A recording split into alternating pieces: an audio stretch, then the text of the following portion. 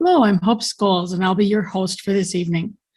Welcome to our first evening in our three-part series of the Minneapolis Theosophical Society's Fall Study Group. I'd like to begin with a quote from someone who helped build the foundations of this society, Annie Besant, and I have that quote up on the screen. Death is but an aspect of life, and the destruction of one material form is but a prelude to building up of another. As advertised, each evening in our series will be standalone presentations, but we will pick up on and carry through a thread of the cycles within cycles through material form. To the soul, death is simply an adventure and a gateway, and we will honor the perspective of the ageless wisdom, which is that we are unchangeable, eternal beings. Now, the moment that you've all been waiting for, the introduction of our evening speaker. But I have a short introduction, bio, and then I will hand over the spotlight to Vaughn. And then he'll decide what breaks we're going to make and when to do the Q&A. So probably, I think, a couple breaks during the evening. So Vaughn Brashler is the author of several books on consciousness development, including Time Shifts, Manifesting, Mysterious Messages from Beyond, and a forthcoming book on lucid dreams. I've also loaded links to those books into chat for you to copy. Vaughn has led workshops throughout the US and UK and served on the faculty of the Omega Institute for Holistic Studies in New York. Vaughn also served as headquarters staff at National Theosophical Society in Illinois. And we have been fortunate here in the Minneapolis Theosophical Society to have Vaughn with us in leadership roles for many years. We are so thankful to you, Vaughn, for all your service to the cause of theosophy, including talking tonight. And now, take it away. And I'm going to put the spotlight on you. Thank you, Hope. So I'm very glad you could all join us for this kickoff to this three-part series, because I think that conscious dying and the continuity of consciousness is probably one of the most important things a person can learn and focus on during our lifetime. It will make the transition so much easier. I would like to invite you to come back to the next two because they'll be different. I'm going to just give you kind of my take on it, and the other two presenters will have a slightly different approach. And I think the three of us might give you some insights collectively. Now, my program tonight was meant to be in three parts, so I'm going to leave some room for discussion, and I'm going to hit this from three different directions. The first part I would call moving in the light. The second part I'll call lucid dreaming. And the third part I will call all dogs go to heaven. And I think these topic headings might make more sense once I begin. I'm going to leave a little bit of room behind each one for a discussion. So if you want to ask a question or interject something, and I hope you'll all share from your own experience and thoughts. I would like us to do this at the end of each segment, if that's possible. And I'll take a break probably in the middle, like around the top of the next hour. Okay. Okay. So the first part is moving in the light. And so this is kind of based on the book I wrote, Moving in the Light. And, well, where is it? They've hidden the book. Okay. So this book is actually like a true story, but it happened to me as well as the lady I write about in the story. And I think it really brings up the point of conscious dying and the continuity of life very well. This happened to me when I actually worked at the Theosophical National Headquarters in Wheaton, Illinois, back in the late 80s. And I'd been there a short amount of time, Um, and the phone rang. And I'm sitting up in the Theosophical Publishing House building on the top floor in this south-facing window surrounded by house plants. And it's really hot and it's late summer and we're really baking. And the phone rings in the afternoon. And I hadn't been there very long, so I wondered, what in the world? And a man comes on the phone and he starts speaking to me in what sounds like a very thick East Indian accent. I can barely understand him, and he sounds very, very old and very, very determined to get my attention and sell me on something. And I keep asking him, who are you? And why did you choose me? And I never really got answers to either of those questions. He said, sir, I am calling you because I want you to come with us on a lightning tour of India. I do these tours, sir, in fall, in the autumn months of late September or early October. It is the best time to do this, sir, and that's why we do it then. I do this every year. And I said, well, I tried to interject. I said, well, you must have been calling for my predecessor because this was Pete Pedersen's office. And I just took his place. And Pete's not here. He said, and he doesn't seem to respond to anything I say. You know, he just keeps talking. Although he seems to kind of like somehow understand what I'm saying. He says, I am calling for you, sir, and I want your full attention. He said, we are going soon on a lightning tour of India, and if you come with us, it will change your life forever.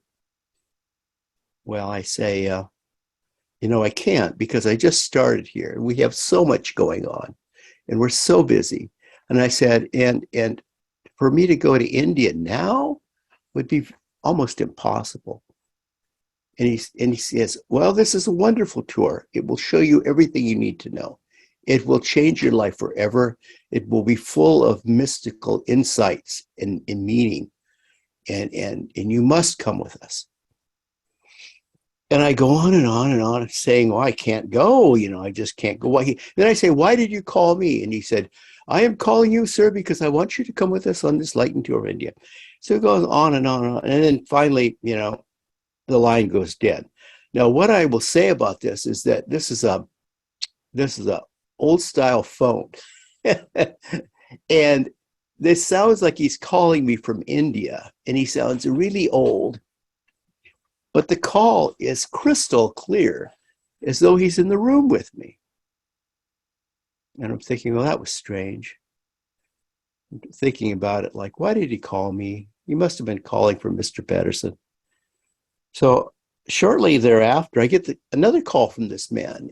And he says the same thing. You must come with me on a lightning tour of India. It will change your life forever. You cannot say no. He said, I am calling you because this will be meaningful in your life. And I say the same things. I say, I can't go. Thank you very much for thinking of me. But why did you pick me and who are you? He never answers these questions. So I'm beginning to wonder what in the world, I'm thinking, is this some kind of a gag? Is somebody tricking me? I'm thinking, who is this man? Now, those of you familiar with Theosophy know that we have our international headquarters is in southern India. And we have many people from India who are active in the group. Some of them actually come to this country. Some of them, of course, are active in India and elsewhere. And it didn't seem to me odd that there would be a theosophist calling me, but he should have known that I wasn't Pete Pedersen, and he should have identified himself. And it all seemed very vague. Well, I got a third call, and it was just the same thing. And I make the same comments, and he never really has a dialogue with me. He just like goes on and on and on and on. So at the end of this third call, he says a very interesting thing. He said, sir, if you cannot come with me on a lightning tour of India, I will tell you one other thing that will change your life forever. He said, you must meditate in the early morning light. And you must meditate beside running water. And I said, well, we have a pond in the back of the grounds here at Wheaton. And I'm thinking like we have, a sprinkler, and I'm thinking I could get out my my beach blanket, and I could do this. And he says, do not forget to do this, sir, because it will change your life forever.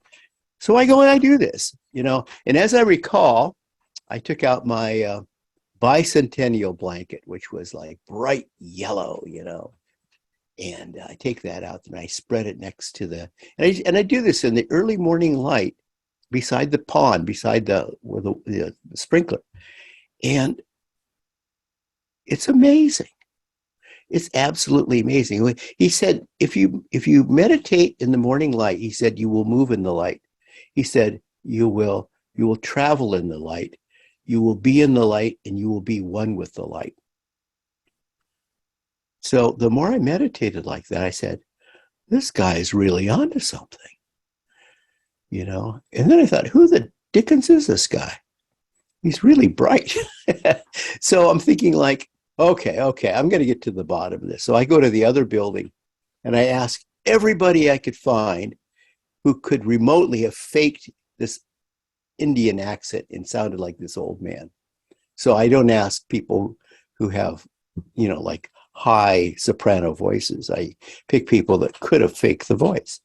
And I start to say, well, did you call me, like in an Indian accent, or did you play a little gag on me because I thought the calls were very funny. They all look at me like I'm insane. It's like no tells. Nobody blinks their eye or smirks or turns away, anything. They just look at me like I'm bonkers. So I go to the woman at the main building across the road who does the switchboard, right? And I said, now I got these calls at this time of the day on these 3 times, and I told her the days. And I said, to the best of my knowledge, these are the days the calls came in. And did a man with a very thick accent, sounded very old, as though you were an old man from India. Did he call? Did he call and ask to speak to me or be transferred? Did you transfer this man's call to me? And she said, no, I would have remembered something like that. She said, Vaughn, he called you directly. This man knew your phone extension. And I thought, well, still, he was calling for Pete Pedersen. Well, who would call me? So I continued meditating in the light on the blanket next to the water in the early morning light. And it's really profound. It's the most profound meditation exercises I'd ever had to that point. And then I think, I've got to know who this man is. So I go into the Quest Bookshop, which is in the same building as my little office, but downstairs. And I talked to the woman who was the bookstore manager, Shirley. And I said, well, now,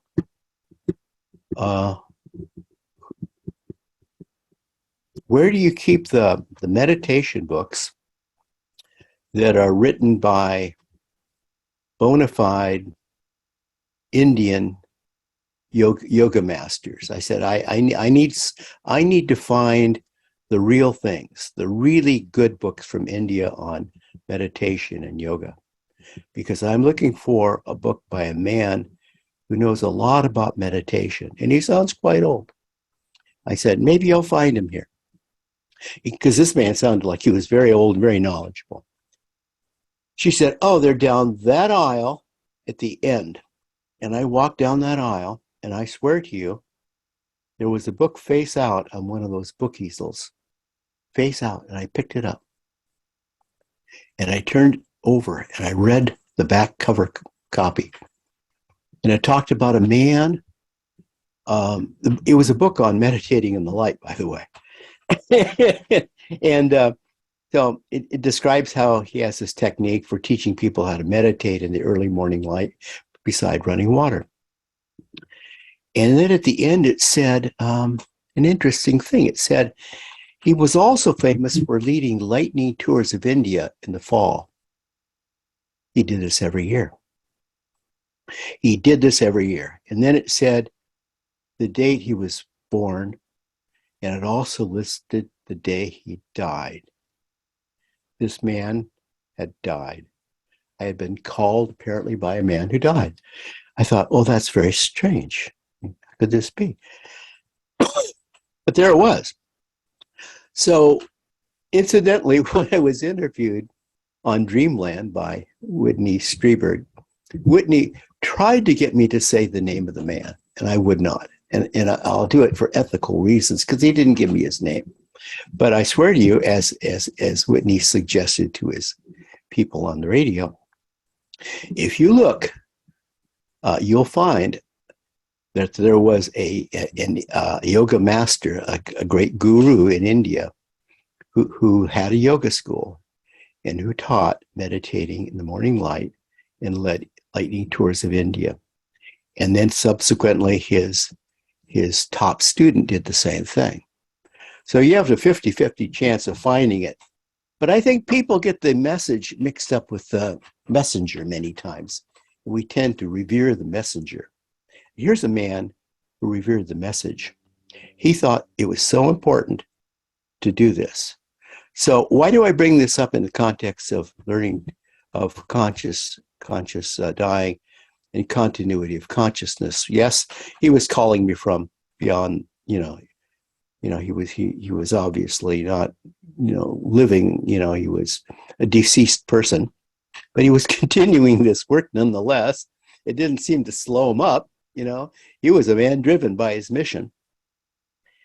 But later on, I left Wheaton and I lived in St. Paul, Minnesota, lovely St. Paul, Minnesota. And goodness gracious, I had a roommate who was dying of cancer. And she was quite an amazing person. I mean, my friend Deb, she came there as a roommate, and she brought her 2 cats with her, and she had survived cancer, and she'd been on the radio and been written up in a famous book about, Deb Bennett was her name, and she had actually survived cancer and become clear of cancer.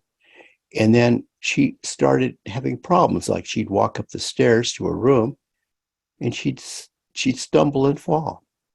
And we did it like an intervention at the house with her co-workers at then Dayton Hudson and at the house. And we said, you've got to go in for tests. She said, I go in all the time for tests. I go to a lab. And I do this every 6 months. We said, when was the last one? She said, well, I don't remember. I might have missed one. And we're thinking, uh-oh. She said, no, I just have a cold. Well, we brought her to Fairview South, and cancer had run through her body, and it was almost inoperable. But we did this. We did the everything, the operation, and we did the cobalt, and we did everything. And she ends up in hospice. She ends up at a hospice in St. Paul. And I think it was called Our Ladies of Perpetual Care, I think was the name of it. Started by the sister of Nathaniel Hawthorne, Rose Hawthorne. And she's in there, and she's lying in the bed, just dying. And I bring her pizza, and I bring her cat. Her cat Wizard sits on her lap, and I try to give her coffee, and at some point she loses the ability to speak. And I think, well, what can I do for this lady? Well, I mean, what she really wanted to do would be to get out of bed. She's only 33 years old, and walk out of there. And I said, she physically can't walk out of there. But I thought, she could move in the light. And that's what we did. I moved her bed just a little bit, and we caught the natural light from a window. It was shining on her bed. And would come in the morning and do these exercises. For the water, we had a little teeny fountain that you plug in. I put that on her nightstand by her bed.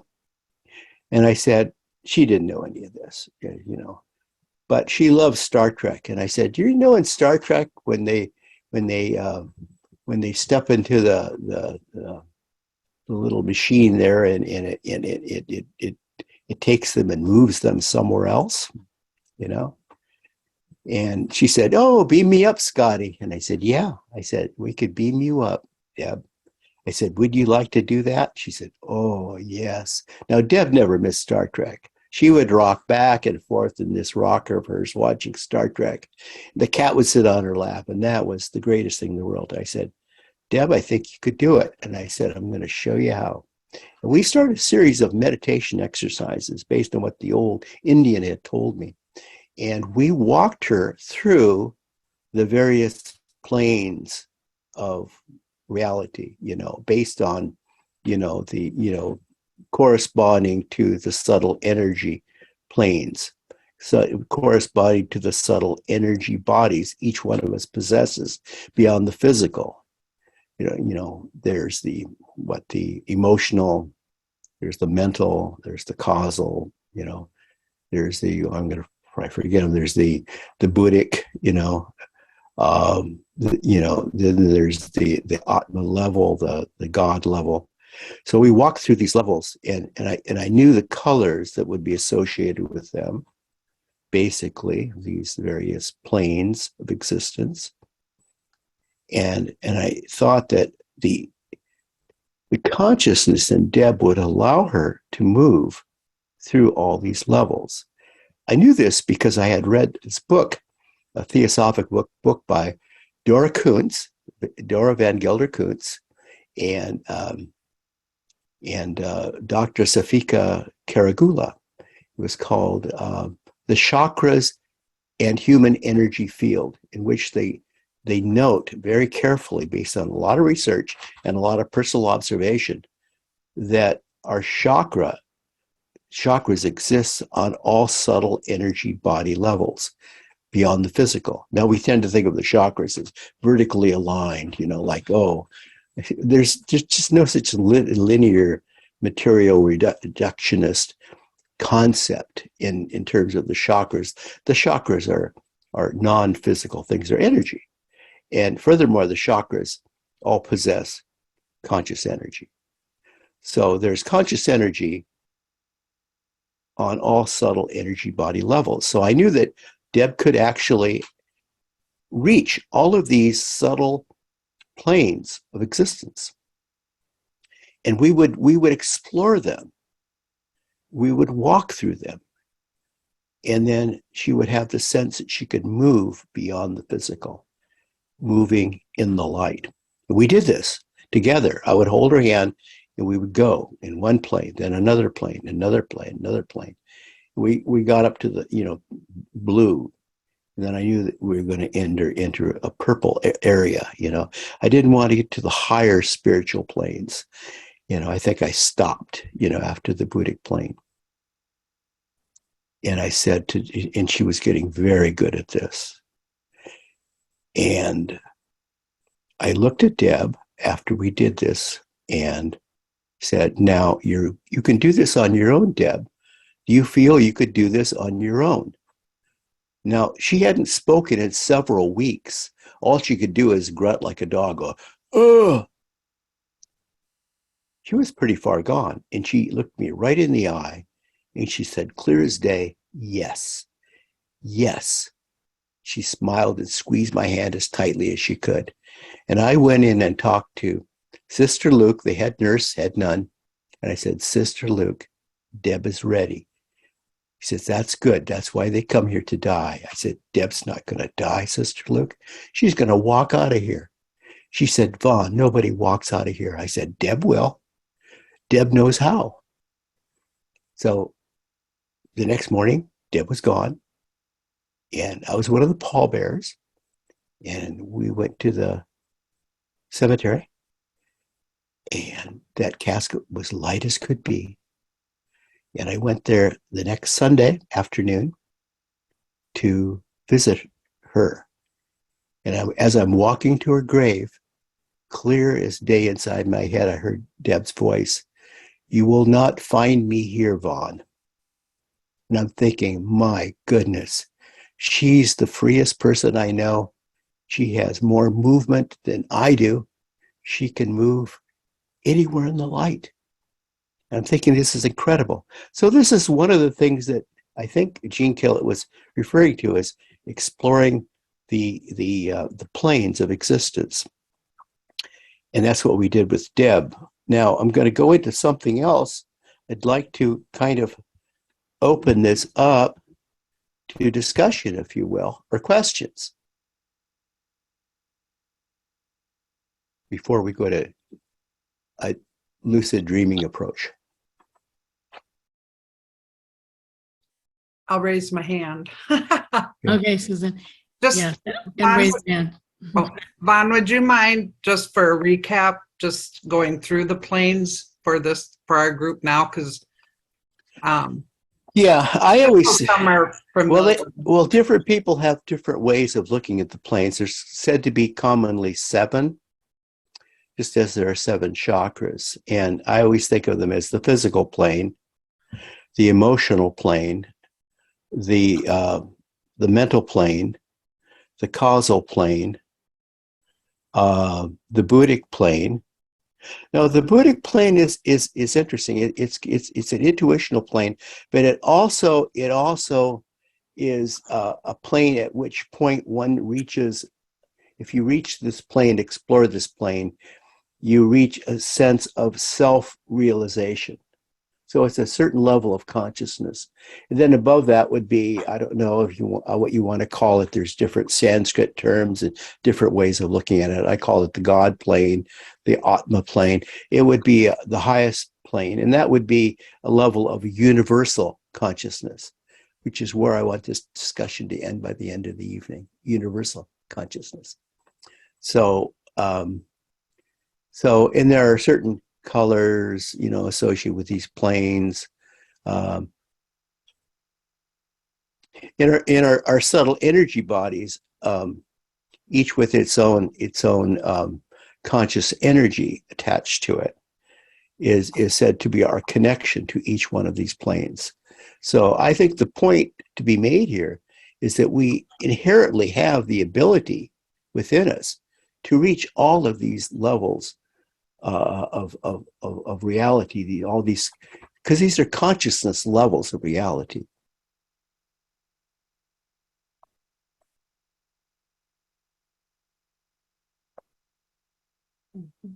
There's seven of this and 7 of that. There's 7 heavens. I don't know if there's 7. I think 7 is a very arbitrary number. There could be 8 or 9 or 7 times 7 is. I think that was the cute response that the historical Jesus gave to 7 times 7. Who knows? I mean, it's a way of looking at things. There are, and then 7 could be a magical number. There does seem to be, for most people who have explored this level of extra consciousness development, at least 7 levels of consciousness, at least 7 planes that we can access. And you can access them in many ways, in meditation, deep meditation, moving in the light. You could access them in lucid dreaming too, which would be our next segment. Any more comments before we go to lucid dreaming? Yeah, I have a question or comment. I don't know what it is, but I think so do you have a sense of what your friend understood by walking in the light? Yeah. And how did she understand what you meant by it? And yeah, that's a really good question, Jerry, because of her mental condition, her physical condition. I think that she understood what we were doing. Actually did understand, because we weren't just verbalizing it, we were actually doing it. And I was there with her as we went through some of these planes. And doing it with someone else is really interesting, because you're just kind of going with them, holding their hand and seeing what they experience, and when we moved from the causal plane to the Buddhic plane, it seemed to me that her reaction was she was really exhilarated. She was absolutely bouncing, and the way she visualized it was she was just kind of like floating, and so I would be picking up on her imagery as we would do this. It was very blue, and it was very cool, and it was really transformational. That is to say, that we were going through variations and what you would think of going from one state of matter to another state of matter in a vastly different realm. And she was very comfortable when we started to enter the Buddhic plane. So I think that I didn't want to go any farther with her than that, and because she seemed really comfortable and really eager to continue the journey. And in fact, as we began to do this, I wouldn't actually have to prompt her or lead her anywhere. She would just go, and I would just go with her. I mean, she really got it. And I think it was because I remember reading once a book by a woman who had a debilitating spine injury. She spent her life lying on her back on a sofa, and she wrote a book called Pain, the Gift Giver. She said that people that are very sick and laid up, they do have the ability to experience things more deeply because they're not touching, their feet are not touching the ground, So she was kind of really engaged in what we were doing outside of the body, let's say, outside the physical body. My feeling was that she totally got it. Vaughn, Berta has her hand up. Oh, Berta. Oh, yeah, Vaughn, I just wanted to mention that I used to work at that same hospice. I might have told you this before, Yeah. but I just thought I would add this. There was one of the sisters there, because it was run by sisters, and I think they were Franciscan sisters. Yeah, they switched up. Yeah, and when I worked there, it was called Our Lady of Peace. Yeah. And there was one sister who was kind of famous. I mean, all those sisters dedicated their whole selves and their whole lives to that work. And there was one sister in particular who said, "I'm going to work here forever," because she loved it so much, and it was so much her purpose. Yeah. And like I say, I never met her, but I heard so many stories by especially night staff and people who don't believe would see her walking around and working all night. And like lots of people would say that. So this sister stayed on. This is like the old Indian. Yeah, she stayed on with her work. Yeah. It's like the work is important. To heck with that. I'm going to keep going. Yeah.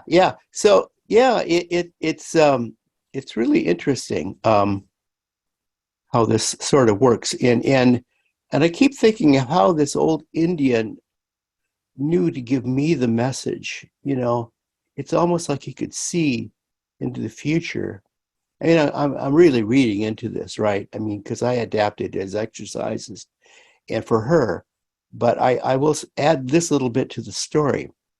I subsequently found out that the head nurse there, when I was there with Deb, Sister Luke, she was a fairly young nurse. And I asked her once behind closed doors, "Do you think yourself primarily as a nun or a nurse?" She said, "Close the door real tight, Vaughn." She said, "I'm a nurse, and this allows me the space to help a lot of people." And she died shortly thereafter herself of brain cancer, like Deb. And the woman at the bookstore in Wheaton, the bookstore manager, a friend of mine, shortly after she found that book for me, she died of cancer, brain cancer. They all died of brain cancer at a young age. So I think that there's, this maybe is a segue to synchronicity, but as Frank Joseph always reminds me, the universe understands how to use synchronicity if we only listen. it seems to be teaching us something if we listen. So, yeah, I think it was a profound thing that he told me. You know, I think I could have just like said, "Oh, crazy old man, I'm not going to India." But I thought it would be so much fun to meditate beside the water in the morning. And he's right. It is really, really special. So we'll, if you want, we'll go on to lucid dreaming. Now, the other thing that Gene Killett spoke to us the other day concerning conscious dying and the continuity of your life was to use lucid dreaming. And since I met the old Indian man on the phone, I've had a fascination, oddly enough, with lucid dreaming. So I recently wrote a book, and well, it won't even be a book. We decided to make it sort of a different book, and it's going to come out from Schiffer Publishing the first week in December, and it's coming on the boat. It's published overseas. It's going to be a long, several feet long scroll on lucid dreaming. And why a scroll? Well, they told me, they said, you know, we could be entering a mini dark age, Vaughn, and we might have to put things in tubes again. And I said, I'll try anything once. So we did the book as a scroll. So lucid dreaming is a fascinating subject, and it's also a way to explore the continuity of consciousness. So I did a little research on it, you know. A serious dream work like this, lucid dreaming is very serious dream work, really dates back at least 5,000 years to early Babylonia, the time of the Mesopotamians, the Assyrians, the Sumerians, and Babylonia. And the first recorded dreams were actually in ancient Sumer 3,000 years ago. And to this day, we have, as an example of that, the Epic of Gilgamesh. Gilgamesh was guided by prophetic dreams. The Assyrians built a temple to the god of dreams, and a later Assyrian king was visited and guided by the goddess Ishtar. Babylonians cataloged their dreams as prophetic, divination, and creating possible scenarios to apply in their everyday work, travel, finding things, and relationships. Now, Egyptian sanctuaries also assisted people with inducing dreams. The Egyptians recorded their dreams early on with papyrus leaves. And the Egyptians considered their significant lucid dreams as divine and therefore blessed. And they considered such dreams as the best way to receive divine revelation. The early Greeks believed that the soul left the body to explore during such dreams. They hailed Morpheus as the god of dreams, the Morpheus Mysteries. Dreamers who sought his divine counsel visited temples to activate their dreams. Hippocrates, the Greek father of healing, theorized that the soul received images during the day, but then produced images at night during the dream state. And then Cicero, another early Greek, wrote that dreams are produced by human consciousness and result in visions of an insightful nature. Another early Greek, Aristotle, in the 4th century BC, surmised that dreams could predict and even diagnose illness. We also see early history of dream work in ancient India, China, Wales, the Jewish culture, and indigenous tribes around the world obviously in North America and Mexico. The Jewish Talmud cites the importance of dreams.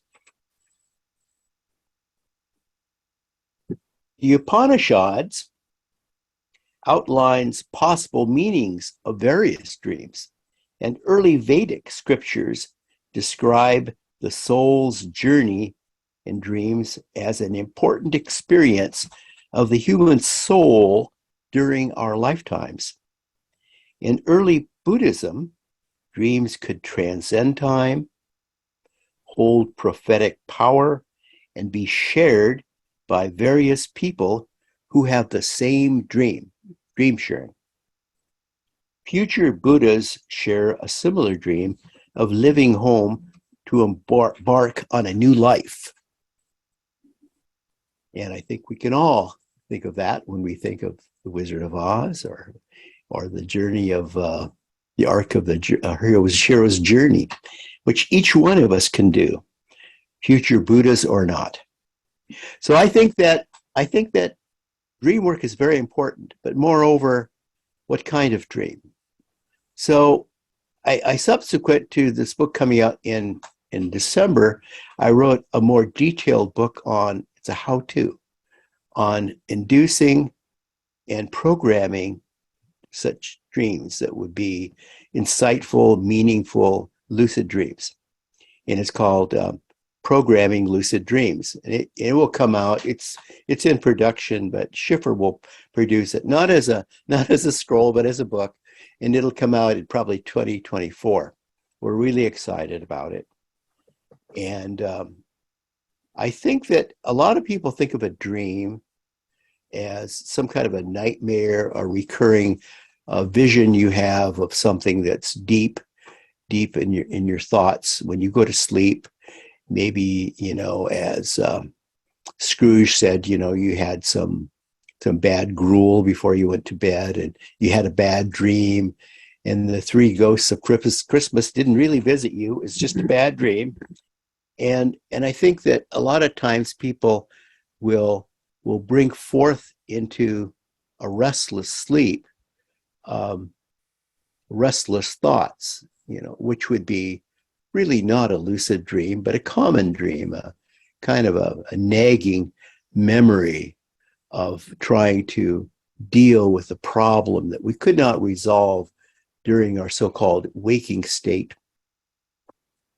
And the restless mind, not fully asleep, wrestles with this even during our sleep time, trying to resolve these deep questions and finding no real results. And so we have all these dream interpretations and dream dictionaries. I had an owl in my dream. What does it mean? I dreamed of a cigar. How's that one? I dreamed of a cigar. What does that one mean? Well, I mean, if you're Freud, it's one thing. If you're Bill Clinton, it's another. But you could have these dreams, and they would mean something to you, and no one else knows what in the world you're dreaming of. And I remember when I worked in publishing, we had all these dream dictionaries, and they were very popular because people want to look up their dreams. But then there's another kind of dream, and this is a very deep dream. And when you have one, you know it right away. And we commonly call this a lucid dream. And in years past, they would call them significant dreams or prophetic dreams or insightful dreams, powerful dreams, divine dreams, revelations. Now we call them mostly lucid dreams. They're vivid dreams. They're usually colorful. They have tremendous impact. They'll be slightly different in that you do not play all the characters in these dreams. You actually do go someplace which might be even outside of your memory. You have no memory of having gone to this place. So it's not like a flashback, it's not something you're reliving. These are often the type of dreams we call prophetic dreams people have. Many people have prophetic dreams of one sort or another. And they have tremendous impact, power. And back to the Wizard of Oz, if you remember at the end, Dorothy comes back after She's told she always had the power within her to move wherever she wanted to move. She clicks her heels and she's back in Kansas. And she's in her bed. And her aunt is there with the field hands and you know, who we've earlier met as like the scarecrow and the lion and so forth. And she says, "You were there, and you were there, and you were there." And she said, "Oh dear, it was only a dream." But it was so vivid. It was so vivid. And the little dog, Toto, is barking. Toto knows. Toto knows. So I think when we have these kind of insightful dreams, we actually do go outside the body. Our consciousness does roam. Part of our soul does leave the body, as the Greeks thought. Part of our soul actually leaves the body. It's an out-of-body soul experience, and it's driven by our energetic consciousness, our conscious energy, and it does enable us to go beyond time and space. It does enable us to go anywhere. It does enable us to go into the past or into the future, or into an alternate reality or an alternate world, or a parallel world or a parallel reality. It allows us to examine things and learn, moreover, to learn. So I think in terms of consciousness continuity of life, when we die and we close our eyes, will it be like a dream? So what you must ask yourself at some point, you know, when are we awake and when are we asleep? Are we dreaming now? I mean, this would be a good dream. It'd be a pleasant dream. All of us get together and talk about these subjects. I think it's an interesting point, you know. I mean, what is death? You know, as Annie Besant suggests, it's not what we think it is, you know. I mean, I don't think that anymore. I think it's just continuity. It's just a transitional phase. You know, when we close our eyes and our spirit leaves our body, have we really died? I would say no. You know, and now are we really fully alive? Well, we're not really alive because we're kind of sleepwalking through this life. So when do we get fully engaged on a consciousness level is the question. So I think that's the goal of conscious dying and the continuity of consciousness, being fully conscious on all levels. You know, conscious not just to your own self-realization, but universally, you know, aware of where we are and who we are and where we're going. Because it could be very, very difficult when you physically die, if you have no concept of any of this. It could be very disorienting. And we know of these stories. You know, I have worked as a ghost hunter, I will confess. And now I'm a reluctant ghost hunter because so many of these people are sad cases that they cannot reconcile this moment of transition. They're not willing to move in the light. They're earthbound to a degree, to a point in time, to a level that they will not fully move on. You know, we must be willing, and when it's this time of transition, to move on. So we could have a discussion on this, and then we can go into All Dogs Go to Heaven, which is my favorite part. All Dogs Go to Heaven. And let's have a break right here. We'll come back, Yes. have a little discussion, and then we'll talk about All Dogs Go to Heaven. This is fascinating. Thank you. Thank you, Vaughn. Mhm. And then we'll see if we have comments, questions. Unmute yourself and then dive in with questions, please. I have a question. Hi, Yeah. Vaughn. My name Hi. is Judy. Hi. I'm curious as to where you would place shamanic journeying in this. Very, very high. You know, so when I wrote the book Programming Lucid Dreams and my book Time Shifts, I look at the shamanic journeying as almost a template, just as strong as any Eastern meditation would be, in how to move in the light, if you will, to actually move your consciousness outside your physical body. I think it's a really good model, and I think we must always remember that a lot of tribes in North America would encourage other, universally, members of the community to engage in this at least once in their life. That it was not something just the shaman would do as a gift for his people to go back in time and talk to the ancestors, or go forward in time to see what the future holds for his people, but also everyone in charting their own life to go on a vision quest, right?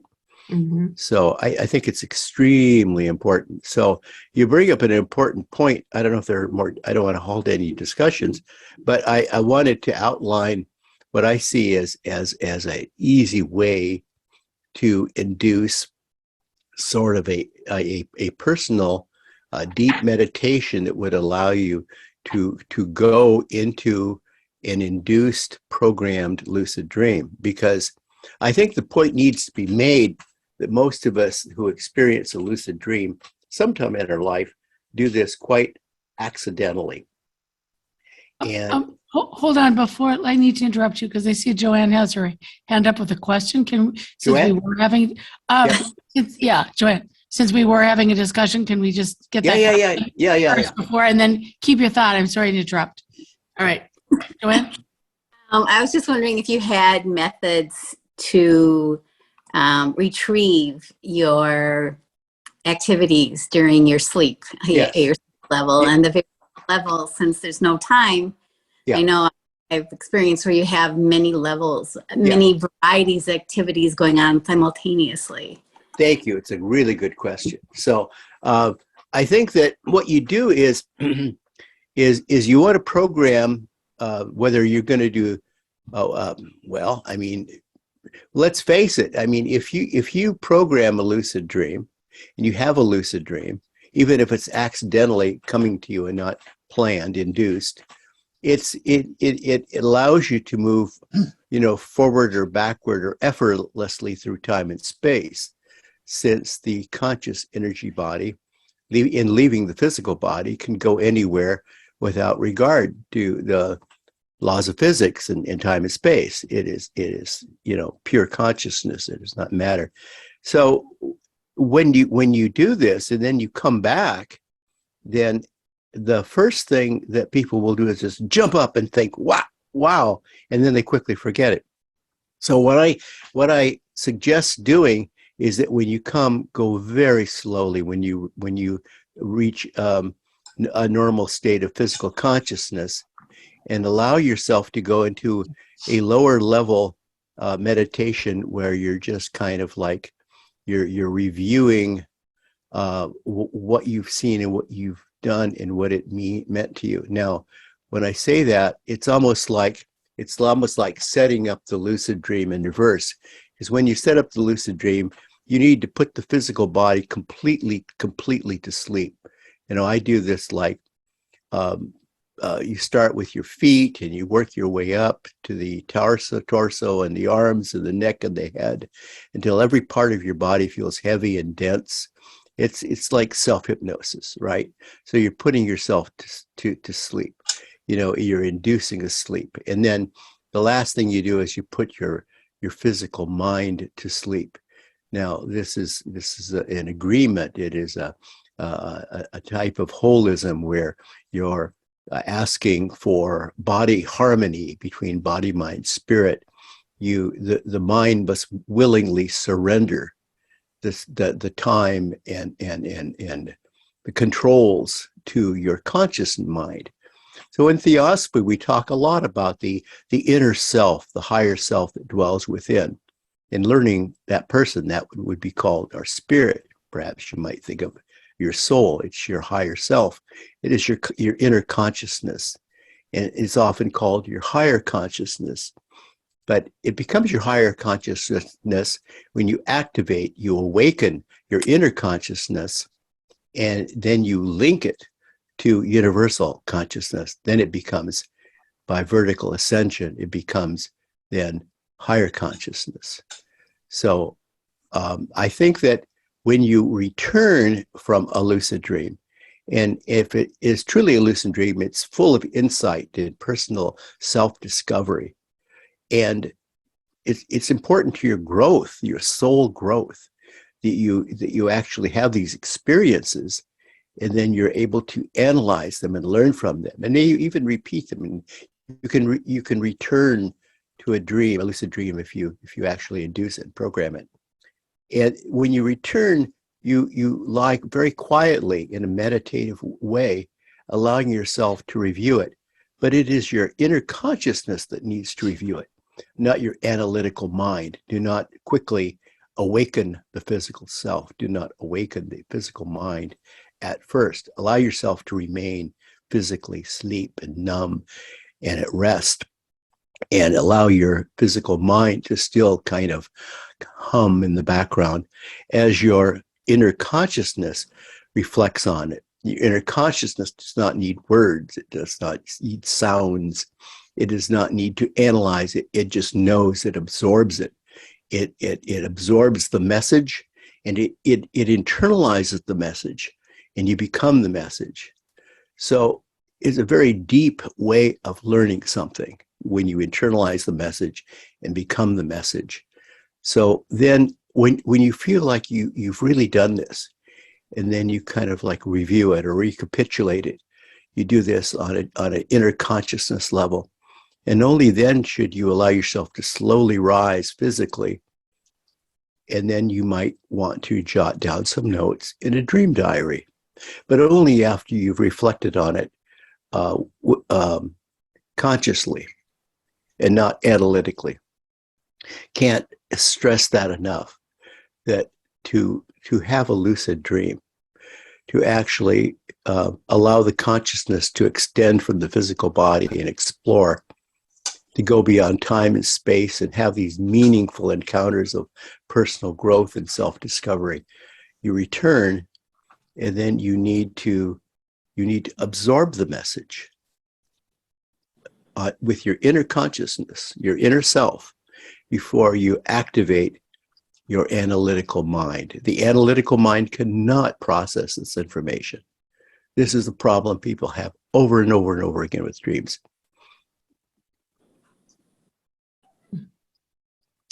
Okay, Yvonne, we have another question from Bill. Bill. The way you're speaking about lucid dreaming is somewhat different from how I've understood it. I've understood the concept to simply mean that you know that you are in a dream. Yeah. And well, I think Bill, I think that's an important part of it. Is there more? Yeah. Yeah. So from what I hear, you're assuming that there's a spiritual experience involved. Yeah. Is that correct? It is your spirit connection with via your conscious body. Yes, it is a spiritual connection. But yes, you will have this experience that you're consciously aware. I in the book I tell people how, look at your hands. Can you see your hands? Now, you don't have physical hands, but you have the sensation of hands. You may have a sense. You have a sense of the astral body with you.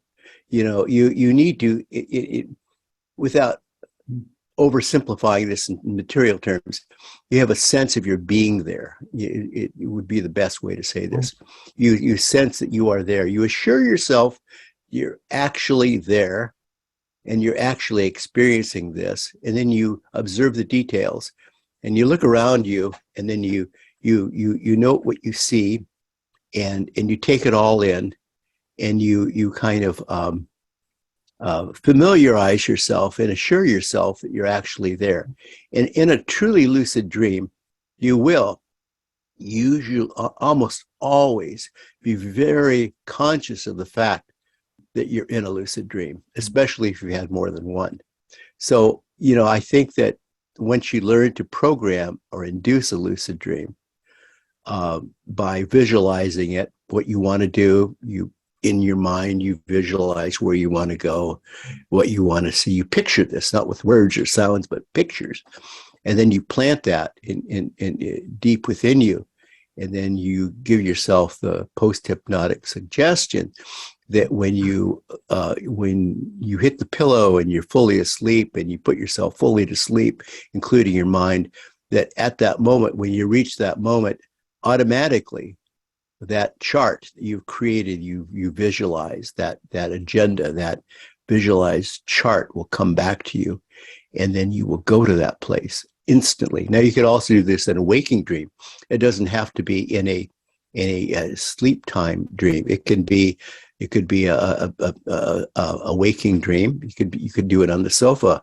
And we would typically refer to this as meditation. And I think that, you know, words get in the way of what we're talking about here. But I think it's a way of inducing the dream to allow the inner spirit within us, our inner consciousness, to leave the body and go somewhere. And it needs direction. It needs focus. It needs clarity. What often happens when people try to have a lucid dream and they don't quite reach their target is that they haven't clearly defined what they want to see and where they want to go. And most importantly, what they want to learn. So then when you get good at this, you can actually repeat a dream. We can return to a dream and further explore a situation in the past, in the future, or speculatively what you need to learn. And you can set up a scenario for this. So yeah, I think that you in a lucid dream, you will on some level you should understand that you're in a lucid dream. I mean, I have that all the time. Yeah, I think I've had 4 such dreams. Mhm. I was absolutely sure. I knew that I was in a dream state. I'll tell you one very, very briefly. Mhm. I found myself on a Caribbean cruise. Ooh. And it was just gorgeous. The sun and the dark blue sea and islands with palms. And I thought, oh, this is such a marvelous dream. I hope it goes on for a long time. And then I saw a member of the ship's crew come by, and I said to her, "Can you tell me what's it like to be a character in a dream?" And she acted like it was some odd pickup line. Yeah. So I'm not sure if I was astrally projecting or what, but anyway, that's my experience. Well, that's really great. You know, I think a lot of times you set up a lucid dream like that, and unless you're actually picking the character you want and the time and place, you know, you're actually, you know, setting up a situation where you're going to run into people in your dream, and they're very, very likely dreaming too. You know, it's very common. You can also, by the way, you know, I think we mentioned this earlier, the idea of this is the Buddhist concept, but a shared dream. Shared dreaming is wonderful, and especially if you're connected to the person, you have some connection to that person, you can actually have a shared dream together. It can be really wonderful, because then you can discuss it together after you've come back and meditated on it and absorbed it, you know.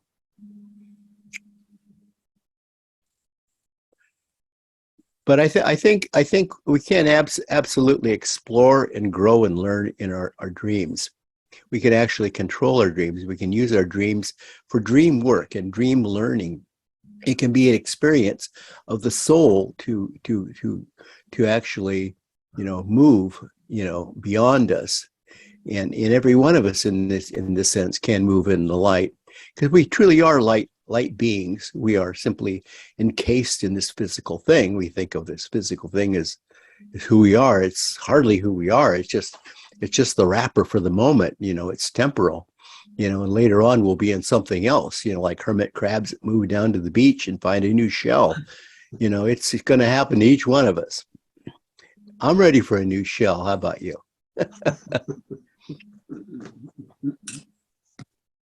Any more comments about lucid dreams? I think lucid dreams are it. I think you can learn and grow so much in lucid dreaming. Okay, so we're going to move on to the last. Well, I have a question. Yeah. With lucid dreams, with dreams, are they organic and they're telling you something that you might not be aware of? So when you have a lucid dream, are you interfering with that process? See, my understanding is that our inner spirit, our inner self, is the eternal part of us that already knows, and it's just remembering who we are, why we're here, where we need to go, and what we need to be focusing on. It is a touchstone. It is reawakening our inner self to why we're here and what we should be doing. So I think that there's the part of you that dreams, your spirit, your energized consciousness that leaves the body, is that eternal part of you that is trying really hard to reawaken in this incarnation, in this wrapper we call our bodies. And it is easy then to see why people accidentally have lucid dreams, because the inner spirit wants to be free, wants to leave, wants to grow, wants to reawaken. It wants to ring the bell. Hey, wake up. Because so many of us are just sleepwalking through life. And isn't it ironic then that we would only awaken in a dream?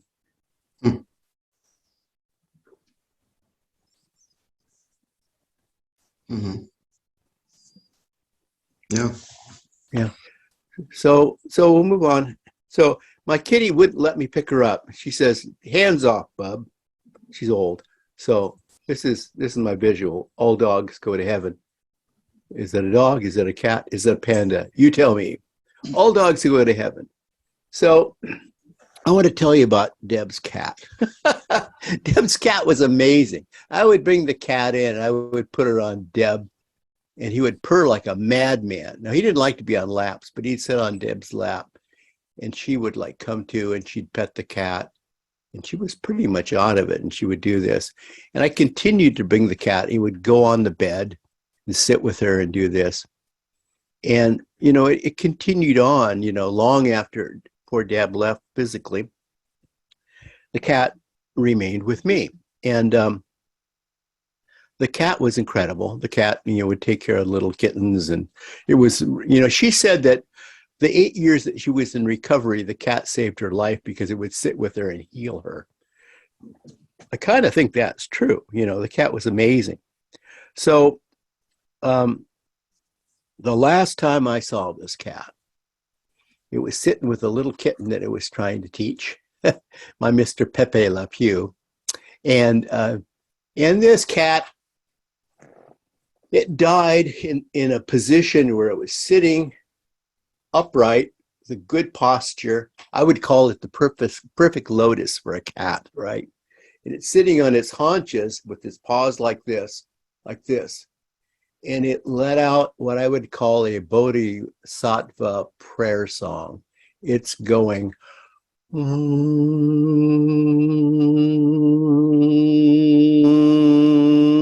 I looked at this cat, and it was gone. It was dead. And it still had all this air was coming out.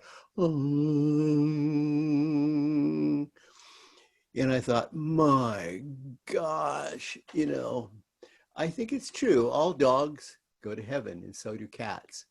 I think that we're all part of one eternal soul. And I think that ultimately beyond Buddhic consciousness and where I left my friend Deb and self-realization or self-awareness, there is this sense of universal awareness and universal consciousness. And only then, I think when we reach this level of universal consciousness, are we truly I won't say enlightened or evolved, but we've truly made it home. You see, if you think of like this life, and then we die, and then this life, then we die, and this life, and then we die. But I think when you get to that final level of consciousness, and you are there, and you occupy it, and you reach it all on your own, you are home. And then you've reached universal awareness, universal consciousness. So, I mean, I might be different from some theosophists, and I'll be the first one to say that not everything I say here tonight is necessarily the views of the Minneapolis Theosophical Society, its parent organizations, or its international body. But I think that it's true that consciousness exists in every tree, in every dog, in every cat, every stone, every bumblebee, every blade of grass. It has a consciousness, and it is all part of the universal song that maintains the consciousness continuum. And we're just a part of that. We're just a small part of that. We tend to think of this sense of separation, that, goodness gracious, we're just below the angels. It's like, well, I mean, have you like stood up to an angel and measured, it's like you're just an inch shorter? I mean, it's kind of ridiculous. It's like a vainglorious attempt to put us beyond most of creation. And I think all of life is evolving and reaching a sense of self-awareness, and ideally reaching a point of spiritual evolution and growth, of universal awareness and connection. And when we die, then what we would like to think in terms of conscious dying is that our consciousness then merges with universal consciousness. That's one definition of conscious dying, that our consciousness merges with universal consciousness. Now, I'm not saying that when all of us die, it can't happen, mind you, but I think to have it happen comfortably and effortlessly, as seamlessly, that death should be, almost transparent, that death has no sting, as the bard said, that we go into this undiscovered country and we find ourselves there waiting for ourselves and everyone we know and everyone we care about. And it will be everyone, because there's, I think, in a greater sense, one consciousness, one soul, one universe. So that's my take on it. Others may say differently. And as we say in the Theosophical Society, we reserve the right to each individual to have their own individual interpretation. I think Annie Besant would be with me, though. She believed in the oneness of all. Thank you, Annie.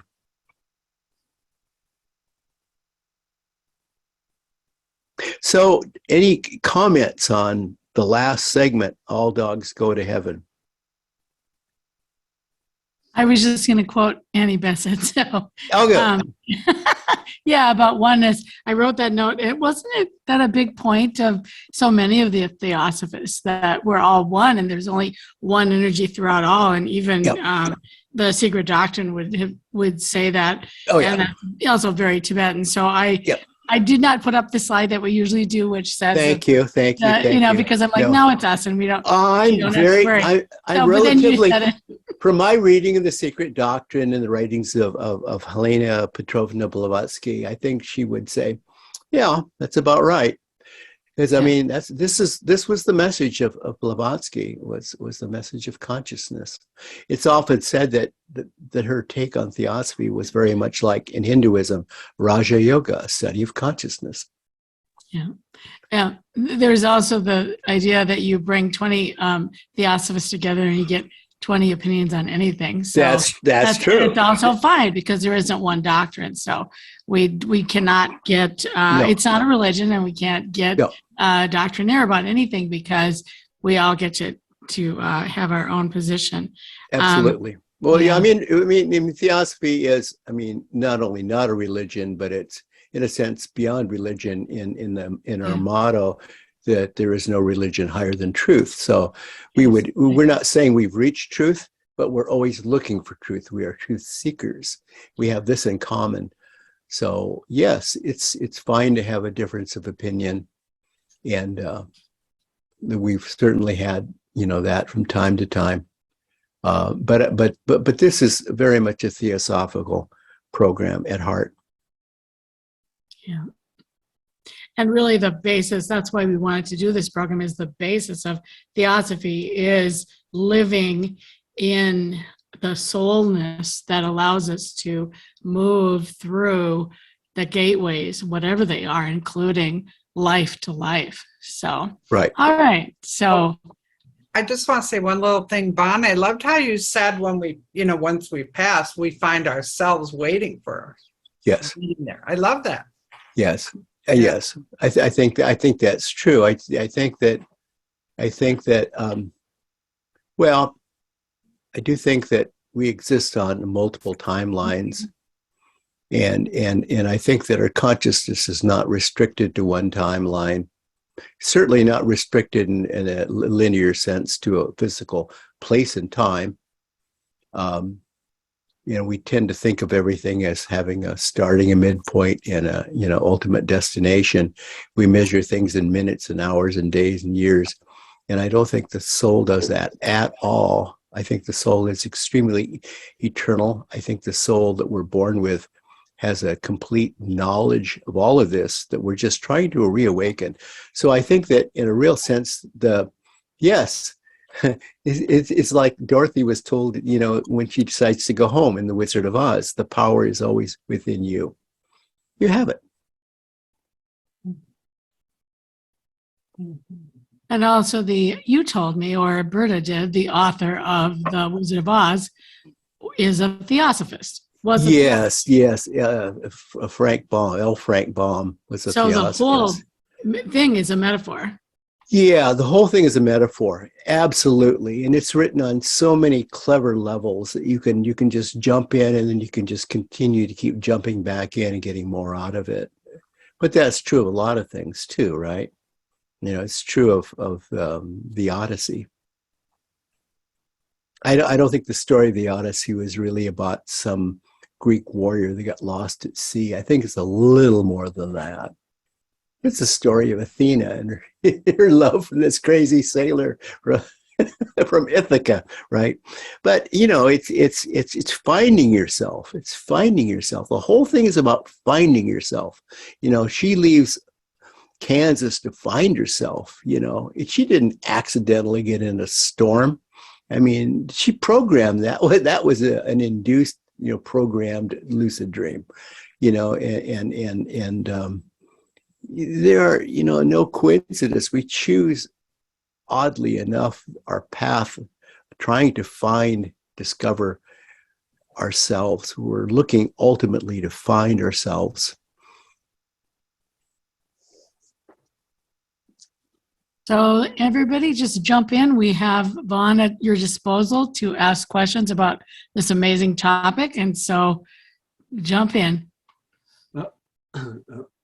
Okay. Let me just ask, didn't we say 7 to 8:30? I thought it was 90 minutes, so I left a little bit at the end. I'm just thinking, because you're always saying, like, if we want, we're at the official end, but gosh, everybody could stay to ask questions. Yeah. You can stay. Yep. He And has if you need to spoken. go, that's fine too. Yeah. I want I- Erica's bird to say something. It left. It flew the coop. Like Yeah, the I chick- just want Did you see people the to know. magical hand that brought him in and took Yes, him I back? did. That That magical would hand. be his mom. Oh, the I birdie's am mom. apparently Nana, Oh, okay. Nice. but he's off hanging out with his mummy. Hmm. Well, now I just see the whole journey of evolving consciousness and as one's life adventure, and as a journey of awesome mystery and discovery, and it's filled with treasure along the way, but it's all personal insight is what you're going to find. That's your treasure. I'm gonna go ahead and raise my hand. Yep, Erica, go ahead. Hi. When you talked about dreams, and I too thought lucid dreaming was more about becoming aware that you are actually dreaming. Yeah. And Well, but the dreams I have, I go to different dreamscapes. My Yeah. brain has created. When I can see it from above, it's this huge island, Yeah. and I know what's in each area. And sometimes when I go, I dream and I travel around the corner. It's like just going to a different dimension. I think I Yeah.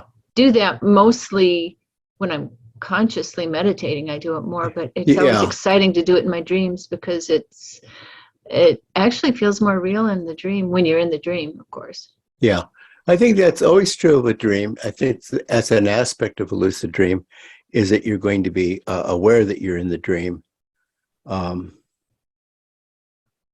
I think it's just an aspect of it. I don't think it totally defines it, because I think that the common dream that people have is going to be a dream that's within their memory, and it's going to be an unresolved thing that the analytical mind is trying to resolve, and you're basically like. So you think to yourself, when you realize that you're in a lucid dream, you're self-aware in the dream. In other words, when you're self-aware that you're in a dream, is it vivid? That's a key. Is it colorful? Is it like, are you experiencing it like you're really feeling it, like on many levels? It's like, no, Bruce Vance, the cowboy poet from the Midwest, wrote various dream books, called Mindscape, Dreamscape, and he points out that in a really lucid dream, you're going to experience things with a different set of senses, which is a way of saying that you're not going to have your five physical senses. You're going to have something greater. You're going to have with you a set of awareness, conscious awareness, so that blue isn't blue, and what you hear isn't exactly the same, and it's not like our five physical senses at all, But moreover, in a lucid dream, it will not be something that's like maybe in your memory. And this is a sure thing that it's a lucid dream. If you say like in Deja Vu, but unlike Deja Vu, you say like, well, this has never happened before. I mean, it's like, I have no memory of this. I have no files in my mind of this. It's like, how did this happen? It's totally different, and it's like, if it's an exotic world, this is not a memory dream. Our typical dreams are memory dreams. I agree. And there's like, how can you meet people you've never met before? Yeah. You absolutely rack your brain. Like, I have never met Yeah. that person, or they're Yeah. speaking a language I don't know. Well, that's Yeah. weird. Where'd that come from? So I have this all the time, that I'm dreaming with people that I don't know in this world, this physical world. And it's like I keep seeing them in my dreams, and who are they? And once I turned to this guy and I said, you realize you're dreaming, right? And he said, I am? And he popped and he disappeared. It's like, he popped out of the dreamscape. It's like, I shouldn't have alarmed him. Once I'm standing in the street in the dark, and I know, and it's like really strange. And all these people are like, they're zombies. And he said, you all realize we're dreaming, right? And they said, yeah, they really didn't, you see. But then later on, you might actually encounter some of these people in the physical world. And you first met them in a dream. Mhm. That's weird. That's weird. Mm-hmm. So, okay. Oh, quick question on that. When you mentioned shared dreams, Yeah.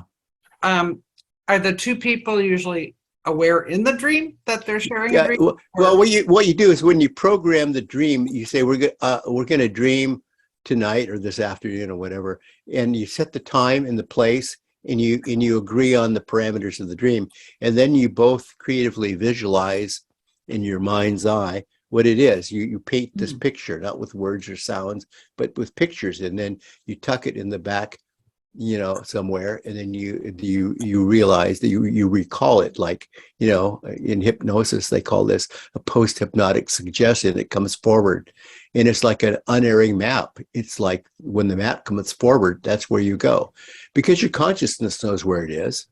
The consciousness understands the crude stick men you drew, So I have had no artistic ability, but I can patch together a dream from time to time.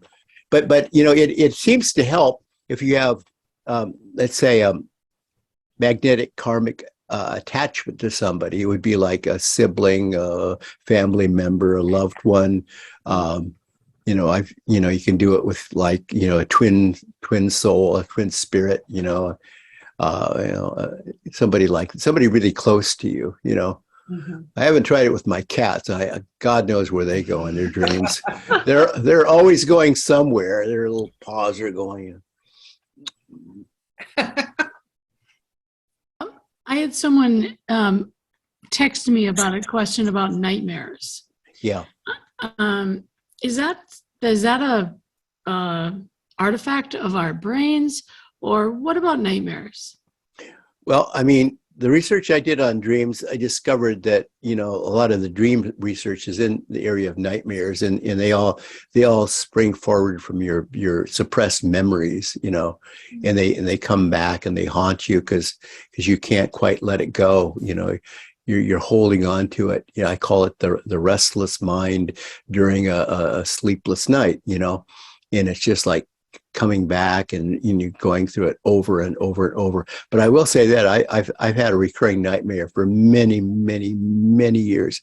And finally I said, you know what? I can change this. And I set up a lucid dream where I went to that place and I resolved it. And I said, look, it doesn't have to be like this. I said, we could work this out. We could. So on some level, at least for me, it's been worked out, But it would be nice if I could have done a shared dream with the other people in the adventure. We're all haunted by things in the past, I suppose, and it's very hard to shake these memories, and they continue to come back to us as unwanted nightmares.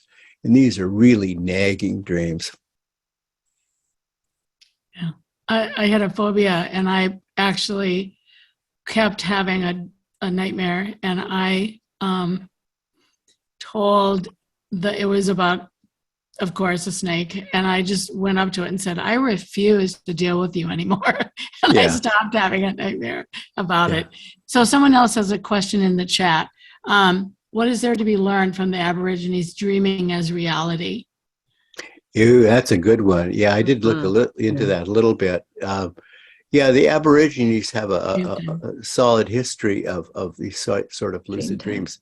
Dreamtime. And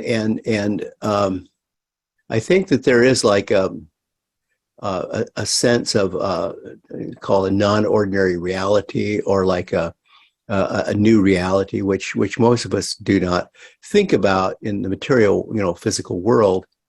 That it would be like a parallel life, a parallel reality, creating a parallel reality, living a parallel reality. And I think about that a lot. I think a lot of times we go in our dreams probably and visit what could be a parallel life in a parallel reality. I think about that, and I'm thinking, like, is he having more fun than I'm having? I said, well, he kind of shares a dream with me if you think about it. So it's like, he's looking in on me. Maybe he's thinking I'm having a better life than he's having. It's an interesting thought, isn't it? So I was wondering, do they bring their quote unquote dream time to their non-real life? In other words, I don't think they bring it to the. No, I don't think they bring it forward. But I think what you do with the lucid dream all over the place, everywhere it's done, is like you bring the insight and basic understanding. You've learned something from that, that you have that sense of that understanding, that realization of that other place, another time. But it becomes, when you keep going back and forth, and it's like, where am I now? It's like, yeah. I mean, I've done that with time shifts, because time shift is basically the same thing, really. You're just you're consciously inducing a time shift. And it's the same thing as a lucid dream. It's like, I want to be here, I want to be there, and it's like, then you come back and it's like, oh, a little disjointing, it's talk about your time shifts. I mean, it's like, it's very hard to adjust from one time to another time. Does that mean you shift in the time here on this planet? I mean, No, what do you mean by time shift?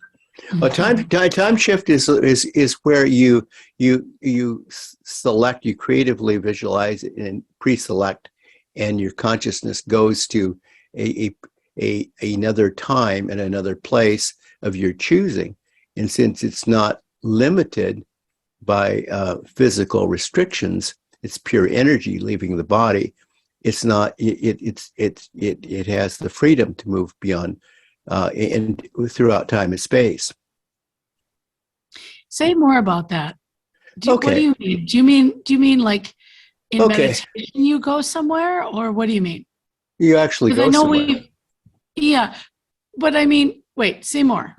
Oh, so I mean, people are fascinated with the concept of time travel, and it's like, we keep looking at this, and we all come back to E = mc squared and Mr. Einstein's theory of special relativity and general relativity, and then you read it, and then you read his essays and his explanation, and then commentaries on what Einstein meant, and it's like, it's just going to be physically impossible for most of us to ever, realistically, physically move beyond time and space. It just can't happen.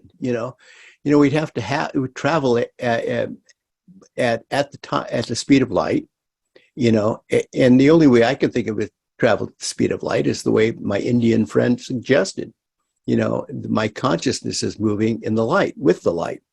In that sense, I can travel, but not physically travel. So I can consciously travel in a consciousness body on any level I choose, that is to say, I can travel, and with my emotional body, my mental body, my causal body, my buddhic body. It can all go, it can all go, and does that answer it? Well, but are you saying that you go and you see other time frames? You can see it. You could see frames? another time frame. So the interesting thing is, there's really a lot of documented evidence of people that have actually gone to other times, and they've come back and they've reported things that they could not have known, except if they were really there. Because nobody knew this. And this is true of dreams of prophecy as well. How could you have known this?